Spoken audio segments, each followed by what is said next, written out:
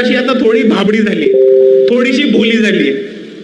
कोणी बाबासाहेबांचा फोटो दाखवला, कोणी निळा झेंडा दाखवला किंवा कोणी जय भीम म्हटलं तर आपली लोक फुल बहून जातात. म्हणजे जणू फुल दिल गार्डन हो गया होतं. पण एक गोष्ट लक्षात ठेवा, आपण जसे भोळे झालोत, आपण जसे भाबडे झालोत, तसे चोर हुशार झालेत. चोरांना कळलंय यांच्या घरी चोरी करायची असेल तर पहिले जय भीम म्हणा, कोणी थांबवत नाही. चोरांना कळलंय निळा झेंडा दाखवला तर कोणी थांबणार नाही, अख्खं घर लुटून गेलं. आणि अशाच पद्धतीचा आपल्या बरोबर कारभार चाललाय. मुद्दा कसा होतो सांगतो. एक मोठा निळा झेंडा दाखवतात, मोठा असं लोखंडाचं दांडकं असतं, मोठा निळा झेंडा दाखवतात. आपली लोक बिचारी निळा झेंडा दाखवतात, बाबासाहेबांचा माणूस आहे, चांगला माणूस आहे म्हणून जातात त्याच्या मागे. मग एकदा आपली लोक त्याच्या मागे गेली की तो आपल्या निळ्या झेंड्यावरचं धम्मध्वज काढतात आणि आपल्याच लोकांना त्याच बांबूनी मारायचं काम इकडचे प्रस्थापित करतात. हे षडयंत्र आपण सर्वांनी समजून घेतलं पाहिजे. आणि हीच गोष्ट आपल्या बरोबर दर इलेक्शनला आतापर्यंत लोक करत आली. या मागच्या 2024च्या इलेक्शनला कोणीतरी निळा टी शर्ट घातला, छोटा लाल कलरचं संविधान दाखवलं आणि आपल्या सगळ्यांना येड बनवत फिरवलं. त्याच्या आधी हाच प्रकार नरेंद्र मोदींनी ठिकठिकाणी बाबासाहेबांच्या पुतळ्याला फुलं घालून केलाय. त्याच्या आधी हाच प्रकार शरद पवारांनी आपल्या बरोबर केलाय आणि शिवसेनानी महाराष्ट्रामध्ये केलाय. आणि इथे यादी संपली नाही तर आता नवीन कॉक्रोच जनता पार्टी मार्केटमध्ये आली. कॉक्रोच जनता पार्टीचे संस्थापक अध्यक्ष अभिजितजी डिपके जेव्हा दिल्ली एअरपोर्ट वरती आले तेव्हा त्यांनी बाबासाहेबांचा एक फोटो घेऊन आलेले. बघितलं आपण सर्वांनी. बाबासाहेब आंबेडकर माय ऑटोबायोग्राफी असं पुस्तक घेऊन आलेले, बरोबर. किती लोकांना बरं वाटलंय बघून. आता मला एक गोष्ट सांगा, बाबासाहेब आंबेडकरांनी माय ऑटोबायोग्राफी ही लिहिली होती का? बाबासाहेबांनी आत्मचरित्र लिहिलंच नाही कधी त्यांचं. बाबासाहेबांचं एक पुस्तक होतं जे थोडं आत्मचरित्र टाईपचं होतं, ज्याच्यामध्ये त्यांनी स्वतःचा अनुभव लिहिला होता, वेटिंग फॉर अ व्हिसा नावाचं. बाबासाहेबांनी आत्मचरित्र लिहिलंच नाही तरी हे भाऊ बाबासाहेब आंबेडकर माय ऑटोबायोग्राफी न्यूयॉर्क वरनं घेऊन आले, अमेरिकेवरनं. आता दुसरा मुद्दा समजून, आपण हे पुस्तक वाचलं असतं तर आपल्याला उत्तर महाराष्ट्राचाच एक महत्वाचा संदर्भ मिळाला असता की 5व्या चॅप्टर मध्ये बाबासाहेब आंबेडकरांनी त्यांच्या आयुष्यातल्या पहिला अपघात जो 40गाव मध्ये झाला होता त्याच्याबद्दल लिहिलं होतं. तर आपल्या सर्वांना ह्याची माहिती असणं महत्वाचं आहे. नाहीतर आपल्याला कोणीही निळा झेंडा दाखवेल, आपण त्याच्या घरी गेलो की निळा ध्वज काढेल आणि त्याच बांबूनी आपल्याला चोपेल आणि आपल्याला ह्याच्यापासून सावध राहायचं. आता जर तुम्ही अभिजित डिपकेंनी जे पुस्तक पकडलेलं ते बघितलं तर ते बाबासाहेब आंबेडकर माय ऑटोग्राफी नावाचं पुस्तक आहे. आता हे पुस्तक आहे कोणाचं तर डायमंड पब्लिकेशनचं. घरी गेल्यानंतर गुगलवरती डायमंड पब्लिकेशन टाकून बघा आणि तुम्हाला हे दिसेल की डायमंड पब्लिकेशन हे RSS चालवतं आणि RSSचं पुस्तक आहे. बऱ्याचशा महामानवांवरती चुकीचा इतिहास सांगणं, RSSच्या समरसतावादी भूमिकेतनं बाबासाहेब सांगून सांगणारं हे पुस्तक आहे. आणि म्हणून अभिजित डिपके जेव्हा RSSचं बाबासाहेबांचं पुस्तक घेऊन येतात तेव्हा ती मला एक मोठी घंट्याची धोका वाटते. आणि इकडच्या जेनझींना त्यांच्या भाषेत सांगायचं तर एवढंच सांगेल कि वो पकड़ा है ब्लू फ्लैग लेकिन हमको दिख रहा है रेड फ्लैग, करने का क्या. आणि दुसऱ्या बाजूला एक गोष्ट समजून घ्या की कॉक्रोच जनता पार्टीला वंचित बहुजन आघाडीचा कुठेही विरोध नाही. आम्ही ह्या महाराष्ट्रामध्ये आणि भारतामध्ये वंचित बहुजन आघाडी एकच भूमिका घेऊन आली आहे की भारताची सत्ता ही काही कुटुंबांची आहे. जशी आपल्या नंदुरबारची सत्ता गावितकडे आणि पाडवेंकडे राहिली तशी भारत देशाची सत्ता पण काही कुटुंबांकडे उच्चवर्णीय राहिली. आणि जर इकडचा तरुण त्या व्यवस्थेला चॅलेंज करत असेल आणि त्या व्यवस्थेला एक पर्याय उभा करत असेल तर कॉक्रोच जनता पार्टीला वंचित बहुजन आघाडीने पाठिंबा देण्यास काहीही हरकत नाही. पण तुम्ही बदल घडवताय तो कुठल्या दिशेने बदल घडवताय, तुम्ही कोणत्या विचारधारेचे आहात आणि तुम्ही कोणत्या दिशेने जाणार आहात हा आमचा अधिकार आहे तुम्हाला प्रश्न विचारायचा आणि आम्ही तो प्रश्न विचारणारच.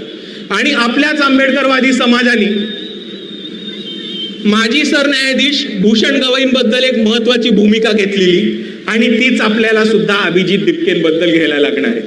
ती अशी होती की माणूस जातीने कोणत्याही जातीचा असो फरक पडत नाही, विचारांनी आंबेडकरवादी पाहिजे. आणि हीच भूमिका आता आपल्याला ह्या परिस्थितीत घ्यायला लागणार आहे. जेव्हा कॉक्रोच जनता पार्टी आली तेव्हा मी त्यांना एक ट्विट केलं होतं आणि मला माहिती होतं की महाराष्ट्रातले इतर नेते तर माझ्या ट्विटला उत्तर देत नाहीत, कारण त्यांच्याकडे उत्तर नसतं. राष्ट्रवादीचे झाले, भाजपचे झाले, काँग्रेसचे झाले, हे नवीन पर्याय बनवून आलेले अभिजित दादा तरी आमच्या ट्विटला रिप्लाय देतील, पण ह्यांनी काही ट्विटचा रिप्लाय दिला नाही. आणि त्या ट्विटचा सारांश असा होता की आम्हाला तुम्हाला पाठिंबा द्यायला आवडेल, पण तुम्ही कोणत्या डिरेक्शननी चाललात आणि तुम्ही कोणत्या दिशेने चाललात ह्याच्याबद्दल स्पष्टीकरण द्या आणि तुमची विचारधारा काय हे स्पष्टीकरण सांगा. कारण नरेंद्र मोदी पण बाबासाहेबांचे फोटो पकडून उभे राहतात. नरेंद्र मोदी पण 14 एप्रिलला आणि 6 डिसेंबरला बाबासाहेबांच्या पुतळ्यावरती जाऊन पुष्प वाहतात, पण नरेंद्र मोदींना आंबेडकरवादी म्हणणार का तुम्ही? नाही. आणि हा चष्मा आपल्याला सर्वांसमोर लावायचा आहे आणि सर्वांना नीट पडताळून बघायला लागणार आहे. आणि म्हणून जेव्हा आम्ही अभिजित दिपकेंना ट्विट केलं तेव्हा त्यांना 6 गोष्टींवरनं त्यांची भूमिका विचारली की हा 6 प्रश्न वंचित बहुजन आघाडीसाठी नॉन निगोशिएबल आहेत. या 6 प्रश्नांवरती आम्ही मागे हटत नाही, या 6 प्रश्नांवरती आम्ही कॉम्प्रोमाइज करणार नाही. तुमची ह्याबाबत भूमिका काय?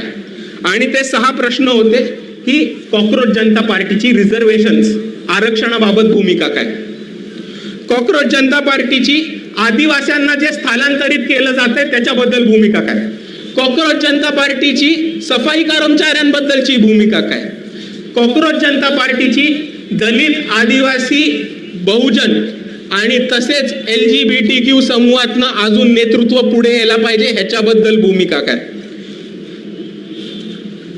कॉक्रोच जनता पार्टीची वंचित बहुजन आघाडी, BSP, VCK, आझाद समाज पार्टी अशा तमाम आंबेडकरवादी पार्ट्यांना जेव्हा बी टीम किंवा वोट कटवा म्हटलं जातं ह्याच्याबद्दल कॉक्रोच जनता पार्टीची भूमिका काय.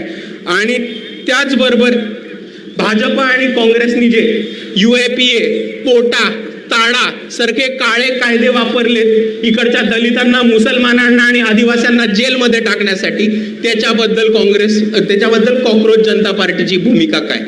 ह्या 6 प्रश्न आम्ही कॉक्रोच जनता पार्टीला विचारले होते. मला ट्विट करून 2 आठवडे झालेत, अजूनही कॉक्रोच जनता पार्टीकडनं कोणाचाही निरोप नाही.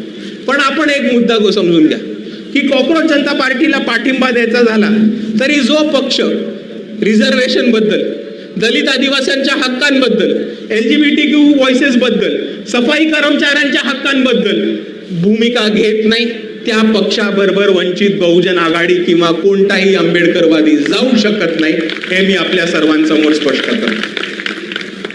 आणि कॉक्रोच जनता पार्टीच्या आंदोलनामध्ये अजून काय होतं हे आपण बघून घ्या. कालच त्यांचं पुण्यामध्ये एक आंदोलन झालं, पुणे विद्यापीठामध्ये. तिथे 2 व्यक्ती आले होते. एक होते विश्वंभर चौधरी आणि दुसऱ्यांचं नाव होतं असीम सरोदे. आपल्याला यांचा परिचय नसेल तर 2024च्या निवडणुकीच्या वेळेस ह्यांनी निखिल वागळेंबरोबर निर्भय बनो हे अभियान चालू केलं होतं आणि ठिकठिकाणी सभा घेऊन वंचित बहुजन आघाडी, बी टीमे वंचित बहुजन आघाडीला मतदान नका करू असा काँग्रेसकडनं पाकिट घेऊन अपप्रचार करायचं काम हे वागळे, असीम सरोदे आणि विश्वंभर चौधरींनी केलं होतं. आता मला ह्या असीम सरोदे आणि विश्वंभर चौधरींना 2-3 छोटेसे प्रश्न विचारायचे की पहिला प्रश्न असा की जर तुम्हाला आज कॉक्रोच जनता पार्टी हा महाराष्ट्रामध्ये आणि भारतामध्ये चांगला पर्याय वाटत असेल तर मग तुम्ही मागच्या इलेक्शनमध्ये महाविकास आघाडीचा प्रचार कशासाठी केला? जर तुम्ही महाविकास आघाडीचे घटक आहात, जर तुम्ही महाविकास आघाडीचे प्रचारक आहात तर दुसऱ्या पक्षाच्या स्टेजवरती जाऊन त्यांना कशाला समर्थन देता?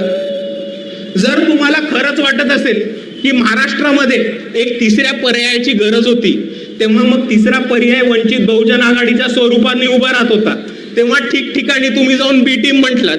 आता पुढे जाऊन कॉक्रोच जनता पार्टीला बी टीम म्हणणार नाही याची काय जबाबदारी तू आणि यांची काय गॅरंटी आम्हाला?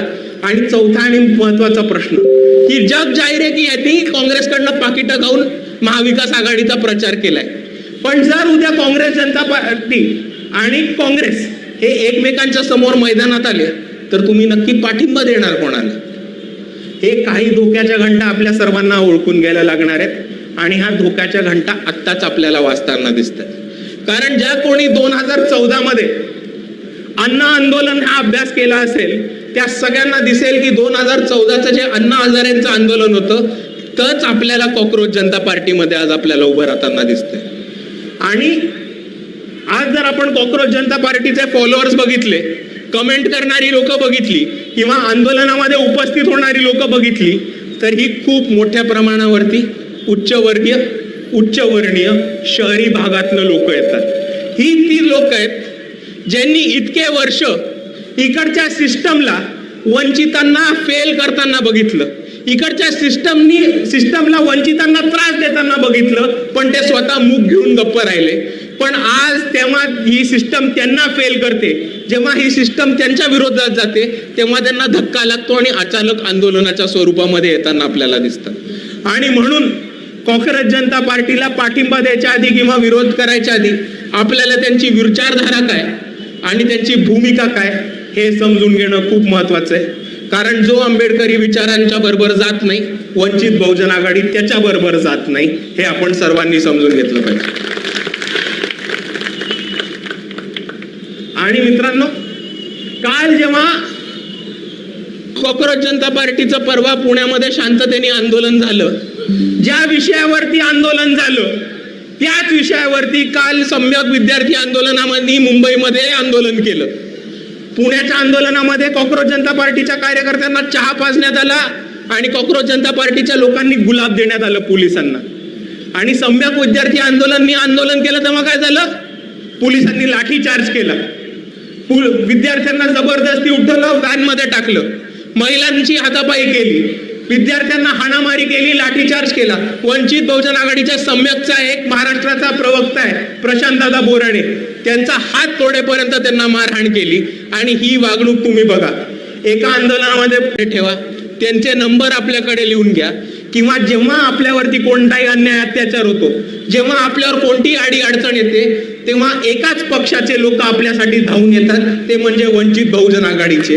आणि ही आपली जबाबदारी आहे की त्यांचा नंबर आणि त्यांचा संपर्क आपल्याकडे असला पाहिजे की कोणतीही अडचण आली तर वंचितवाल्यांना फोन करायचा, बीजेपी वाले लगेच घरी जातात.